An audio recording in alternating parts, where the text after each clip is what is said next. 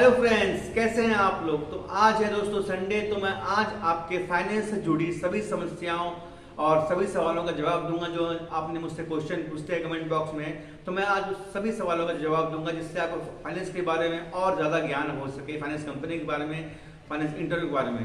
तो मैं पहले क्वेश्चन लेता हूँ। क्रेजी कंटेंट जी का सवाल है, सर फाइनेंस कंपनी में ड्रेस कोड क्या होना चाहिए। तो दोस्तों ड्रेस कोड आपका फॉर्मल होना चाहिए। आप सिंपल पैंट शर्ट पहनेंगे, ज़्यादा तड़कता भड़कता कपड़ा मत पहनिएगा। ड्रेस कोड सिंपल होना चाहिए, प्लेन शर्ट होना चाहिए, प्लेन पैंट होना चाहिए और जूते होने चाहिए। बस आपको फॉर्मल ड्रेस में रहना है। मिथुन जी का सवाल है कि सर इसमें एज लिमिट क्या होती है, कितने एज तक अप्लाई कर सकते हैं। देखिए, आप अगर फ्रेशर हैं तो 26-27 से एज इनफ है आपका।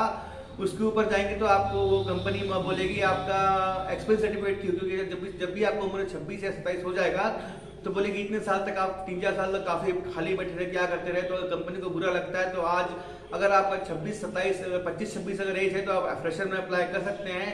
अगर 26 से अबाव एज है तो आप एक कंपनी का एक्सपीरियंस सर्टिफिकेट बना लीजिए, चाहे वो कोई भी कंपनी हो चलेगा। जरूरी नहीं कि फाइनेंस फील्ड ही हो। आप मोबाइल शोरूम में, आपका दोस्त का मोबाइल शोरूम है तो उसके पास हो पेपर होगा उसका कंपनी का, तो उससे आप एक मतलब एक्सपीरियंस सर्टिफिकेट बना लीजिए कि मैं मोबाइल शॉप में इतने काम किया। आपके दोस्त का भी मोबाइल शॉप होगा तो एक कम से कम एक एक्सपीरियंस सर्टिफिकेट बना लेंगे 26-27 के पास, तो आपको ईजी रहेगा। तनु जी का सवाल है कि सर हम कंपनी में सीवी जमा करते हैं तो उससे फायदा क्या होता है, सीवी का क्या होता है। देखिए, आप सीवी जमा करते हैं तो सीवी को वो पंचिंग करके रखता है एचआर के पास में।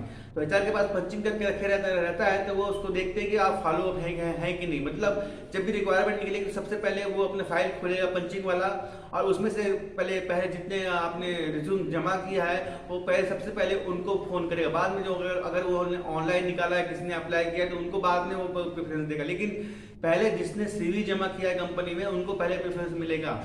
तो अगर आपने सीवी कंपनी में जमा किया है तो अगर कंपनी के पास वैकेंसी है तो आपको कॉल आ जाएगा, और जब भी वैकेंसी निकलेगी आपको ऑल कॉल आ जाएगा। इसके अलावा आप कंपनी में 1-2 महीने में आप विजिट भी करते रहेंगे तो आपको बराबर आप फॉलो अप में रहेंगी, तो उनको अच्छा लगेगा कि ये सिंसियर व्यक्ति है, फॉलो अप में रहता है, बाकायदा आ रहा है। तो जैसे भी उनके पास जॉब होगा या जॉब निकलेगी तो आपको सबसे पहले कॉल कर दिया जाएगा।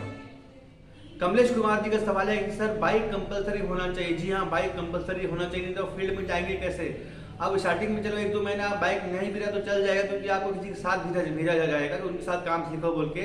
लेकिन फिर भी अगर वो आपको सिंगल भेज दिया कि जाओ यहाँ से फाइल साइन करा कर ले आओ, 2-3 दिन के बाद आप जब काम सीख गए, फाइल से साइन कराना सीख गए, तो आप कैसे काम करोगे। तो बाइक एक कंपलसरी, आप दोस्त उधार ले लो या कैसे भी एडजस्ट करके बाइक ले लो। और डीएल अगर ड्राइविंग लाइसेंस नहीं है आपके पास में तो आप एक लर्निंग का बना लो। लर्निंग का बनाने में 1 हफ्ता लगता है, आप लर्निंग का लाइसेंस बना लीजिए, आपको तुरंत लर्निंग लाइसेंस मिल जाएगा आपको। तो आप लाइसेंस आपको लगेगा ही लगेगा फाइनेंस कंपनी में फील्ड पे जाएंगे तो आपको एक कंपलसरी लाइसेंस बना लेना है और एक कंपलसरी बाइक का जुगाड़ आपको कर लेना है। बाइटलेट जी का सवाल है, सर मैंने वहाँ पर सीवी जमा कर दिया था, अप्रूव भी हो गया है, लेकिन अभी तक मेरे पास कॉल लेटर नहीं आया है। वो और एचआर बोल रहा है या बीएम बोल रहा है कि कोड अभी तक नहीं आया। तो जी हाँ दोस्तों, कोड आने में थोड़ा टाइम लगता है। कोड कंपनी देखती है, रिसर्च करती है, उसके बाद आपको एक एम्प्लॉय कोड देती है, क्योंकि उस कोड में आपका सैलरी आएगा, उस कोड में आपका इंसेंटिव आएगा, उस कोड से लाखों का फाइनेंस, करोड़ों का फाइनेंस होगा। तो वो कोड कंपनी बहुत थोड़ा टाइम लेके बनाती है। तो आप कम से कम मिनिमम 15 से 20 दिन आप समझ लीजिए आपको जॉब, लेकिन आपको कोड बनने में लगेगा। तो जब जो कोड आ जाएगा, इसलिए आपको जो मैनेजर है बोल रहा है कि ताकि आप कोड आ जाए उसके बाद आप फाइनेंस कंपनी ज्वाइन करें तो आप क्या तुरंत केसेस करना शुरू कर दें। 2-3 दिन या 1 महीने की आपको ट्रेनिंग देगा, उसके बाद बोलेगा आप सेल्फ केस करो। तो आपका कोड जैसे ही आज बन जाएगा आपको कंपनी बुला लिया जाएगा, आप टेंशन बिल्कुल मत लीजिएगा। प्रभात यादव जी का सवाल है कि सर फाइनेंस कंपनी का एड्रेस कैसे पता करें। तो सिंपल सवाल है दोस्तों, फाइनेंस कंपनी का एड्रेस पता करने का सबसे बढ़िया इजी वे है कि आप कोई भी कार शोरूम, बाइक शोरूम चले जाइए, वहां पर किसी भी फाइनेंस कंपनी का एड्रेस पूछेंगे तो आपको मिल जाएगा। वहां हो सके तो आपको 1-2 बंदे ही मिल जाएंगे कंपनी के, क्योंकि वो कार शोरूम या बाइक शोरूम में विजिट हमेशा करते हैं या बैठे रहते हैं। उसके अलावा कोई भी ऑटो वाला, एवरी ऑटो वाले के पास हर श्रीराम से लेके मैग्मा फाइनेंस, महिंद्रा फाइनेंस सबका एड्रेस होता है, क्योंकि हर ऑटो फाइनेंस ही होता है, कोई कैश ऑटो नहीं खरीदता है, बहुत कम होते हैं जो कैश ऑटो खरीदते हैं। तो सबसे ईजी वे पड़ेगा कि आपको कोई भी आपको ऑटो वाला पहचान कर रहा हो, उससे आप पूछ लीजिए कि इस श्रीराम का ऑफिस, फाइनेंस का ऑफिस कहाँ पर है, चोलामंडलम का ऑफिस कहाँ पर है आपके शहर में, तो ऑटो वाला आपको एग्जिट बता देगा। उसके पास एड्रेस नहीं होगा तो किसी और ऑटो वाले को फोन करके भी वो आपको एड्रेस जुगाड़ देगा। तो ऑटो वाले से बेस्ट फाइनेंस कंपनी का एड्रेस आपको जिंदगी में कोई नहीं दे सकता। एसएससी मैथ्स जी का बहुत सवाल है, मेरे पास क्वेश्चन आ रहे हैं कि सर आईक्यू टेस्ट में क्या होता है या फिर एप्टीट्यूड टेस्ट। एक्चुअली देखिए आईक्यू टेस्ट नहीं है, वो है एप्टीट्यूड टेस्ट है। तो उसमें क्या है, आपको मैथ्स से जुड़े सवाल पूछे जाते हैं, कुछ जनरल नॉलेज पूछा जाता है। तो इसके लिए आप एक काम करिए, मेरे पास बोर्ड नहीं है, नहीं तो मैं आपको यहाँ पर करके बता देता। आप यूट्यूब में एप्टीट्यूड टेस्ट सर्च कीजिए, एप्टीट्यूड टेस्ट सर्च करेंगे तो आपको 2-3 वीडियो वहां पर मिल जाएंगे, ज्यादा वीडियो नहीं है, 2-3 वीडियो मिल जाएंगे।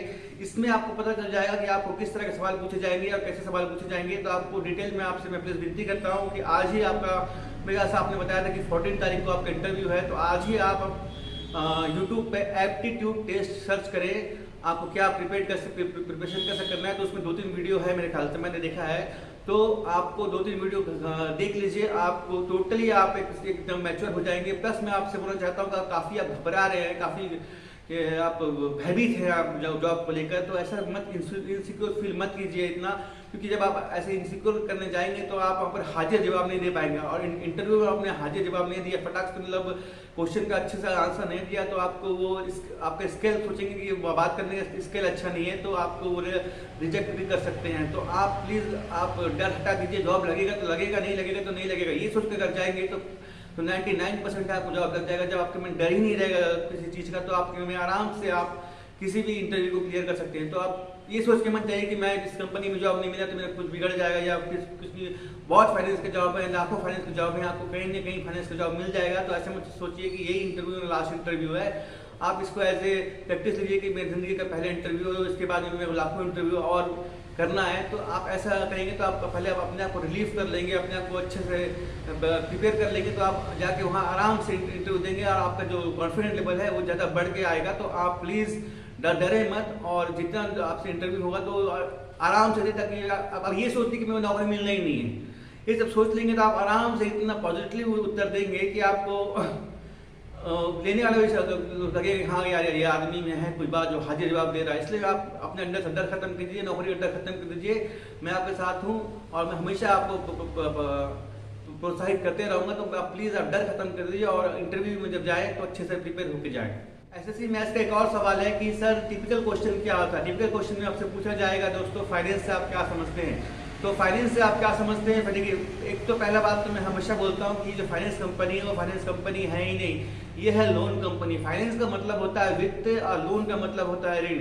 जितनी फाइनेंस कंपनियां हैं वो ऋण देती हैं, कार के एवज में, गोल्ड के एवज में, बाइक के एवज में, कार के एवज में और प्रॉपर्टी के एवज में। तो ये लोन कंपनी है, फाइनेंस कंपनी बस नाम रख दिया गया है। तो आप सोचिए फाइनेंस कंपनी का काम सिर्फ इतना है कि आपको इंटरव्यू में यही पूछेगा फाइनेंस क्या होता है, तो आपको बोलना है सर मैं कंपनी का 110 रुपया 100 रुपये देता हूँ कंपनी का किसी को, तो मुझको कंपनी का 110 रुपया वापस लेके आना है ब्याज के सहित। बस यही फाइनेंस है और फाइनेंस कुछ नहीं होता है दोस्तों, और कुछ फाइनेंस नहीं होता। बस यही फाइनेंस होता है कि कंपनी का 100 रुपये किसी को देना है और उससे कंपनी के 110 रुपये जो बनता है कंपनी का ब्याज सहित उसको लेके आना है। बस यही फाइनेंस है। उसके अलावा पूछा जाएगा केवाईसी क्या होता है। केवाईसी का मतलब होता है नो योर कस्टमर। कस्टमर को आप क्या जानते हैं, उसका मतलब वो क्या करता है, उसका घर कैसा है, खुद का है कि नहीं, कच्चा है, पक्का है, रेंट में रहता है, मार्केट वैल्यू क्या है, उसका आधार कार्ड, पैन कार्ड, ये सब वेरीफाई करना ही केवाईसी होता है। तो आप कस्टमर का जो डिटेलिंग होता है कि काम क्या करता है, जॉब क्या करता है, लोन कैसे पटाएगा, डिफॉल्टर तो नहीं है, ये सब ही पता करना केवाईसी में आता है।